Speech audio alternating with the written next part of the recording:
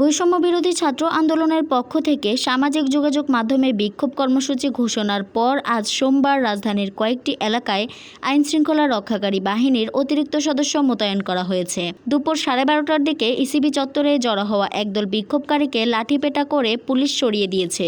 সেখানে দায়িত্বরত পুলিশের এক কর্মকর্তা বলেন, কয়েকজন বিক্ষোভকারী গলি থেকে ইটপাটকেল ছুড়ছিল। পরে পুলিশ তাদেরকে সরিয়ে দিয়েছে ও কয়েকজনকে আটক করেছে। উত্তরা থেকে প্রথম আলোর গাজীপুর সংবাদদাতা জানান, সেখানে বিভিন্ন মোড়ে পুলিশ অবস্থান নিয়েছে। বিভিন্ন রাস্তা ও গলিতে কিছু মানুষকে দেখা যায়, তবে মূল সড়কে কাউকে বিক্ষোভ কর্মসূচিতে নামতে দেখা যায়নি। গোয়েন্দা পুলিশের ডিবি হেফাজতে থাকা বৈষম্য বিরোধী ছাত্র আন্দোলনের 6 জন সমন্বয়ক গতকাল রোববার এক ভিডিও বার্তায় শিক্ষার্থীদের চলমান কর্মসূচি প্রত্যাহারের ঘোষণা দেন। এরপরই অন্য সমন্বয়কদের মধ্যে কয়েকজন সামাজিক যোগাযোগ মাধ্যমে আজ বিক্ষোভ কর্মসূচির ঘোষণা দিয়ে এই আন্দোলন চলমান থাকবে বলে জানান।